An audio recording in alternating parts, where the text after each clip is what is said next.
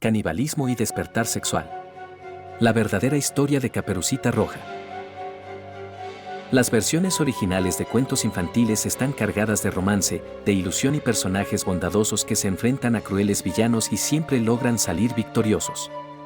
Pero, si profundizamos en la investigación, en el lado oscuro de esas historias, nos encontramos con cosas totalmente diferentes. La verdadera historia de Caperucita Roja dista mucho del cuento que nos vendieron las películas de Disney. Lo que se esconde en realidad tras la clásica historia de esta muchacha vestida con un manto y una caperuza del color de la sangre es tan oscuro como las propias fauces del lobo con el que se encuentra.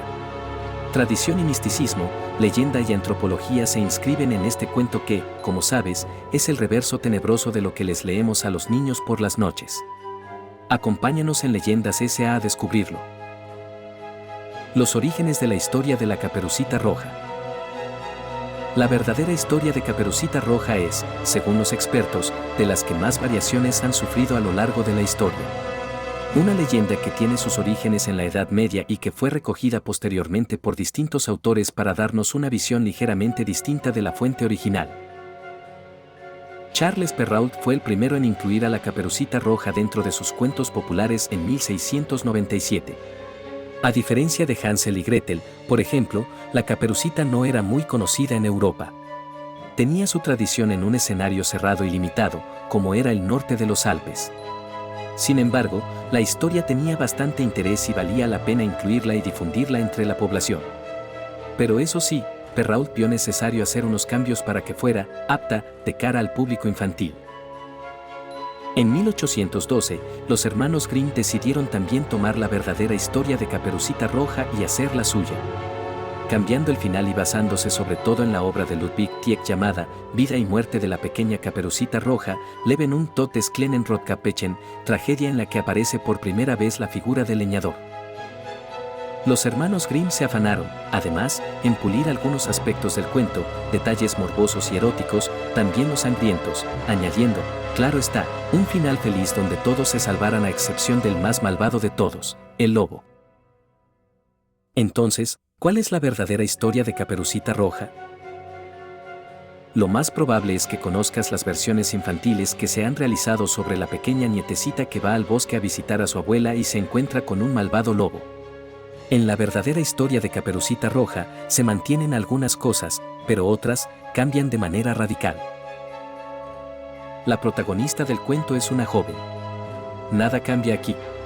Una niña a quien ordenan que lleve leche y pan a su abuela. La muchacha acepta con algo de inquietud, pero decidida. Sabe que no es un trayecto fácil y que debe atravesar un bosque que la gente del pueblo temen. Es una zona frecuentada por lobos. Pero ella accede, se cubre con un manto rojo muy llamativo y avanza tranquila por ese bosque espeso y solitario hasta llegar a la casa de su abuela. Todo ha ido bien. Está a salvo. Al entrar, ve a su abuela enrollada en la cama. Parece cansada, tiene la voz algo extraña. Pero no le da importancia. Le indica que le ha traído leche y pan, a lo cual, su abuela, se lo agradece y le indica que coma algo, que en la alacena tiene algo de carne. La joven se prepara la carne y la come con hambre. Minutos después, la abuela le indica que se quite la ropa y se acueste junto a ella, en la cama. En la verdadera historia de Caperucita Roja, la joven va desprendiéndose de cada pieza de su ropa siguiendo las órdenes de su abuela. Todo lo debe arrojar al fuego, falda, medias, ropa interior, la caperuza. ¿Por qué?, pregunta la niña ante esa orden. Porque ya no te van a hacer falta, responde la abuela con voz profunda.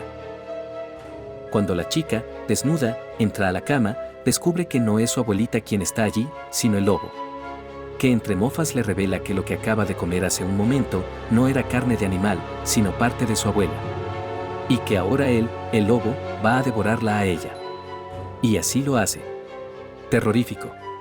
¿No es así? Los elementos culturales en la historia de la Caperucita Roja. La verdadera historia de Caperucita Roja tenía su origen en dos ejes centrales, los ritos de iniciación y el canibalismo. Nos encontramos con una niña que abandona su casa, su familia y la civilización para adentrarse en el bosque en soledad. Va cubierta por un manto rojo, que viene a simbolizar la menstruación y el despertar sexual. Es, sencillamente, un rito de iniciación.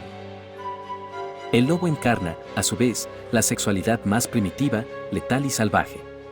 Un enemigo más al que nuestra joven debía haber hecho frente, pero que no consigue vencer. Sin querer cae en esa dimensión tan temida y prohibida que es el canibalismo, devorando a esa anciana que representaba lo caduco y lo viejo, lo que debía ser transmutado. Como podemos ver, las interpretaciones antropológicas beben de esas raíces antiguas de nuestro pasado, de esa zona de los Alpes donde surgió la historia y del simbolismo de los lobos. Esta historia teje sus oscuridades a partir de las entidades más primitivas del ser humano, algo que aún hoy nos cuesta un poco comprender por lo lejano y por lo terrible. Por eso preferimos difuminar con aspectos más suaves y accesibles esas imágenes de los cuentos clásicos como la historia de la Caperucita Roja, transformando este cuento de terror psicológico y antropológico en uno que poder contar a nuestros niños para hacerlos dormir tranquilos, sin enturbiar sus sueños.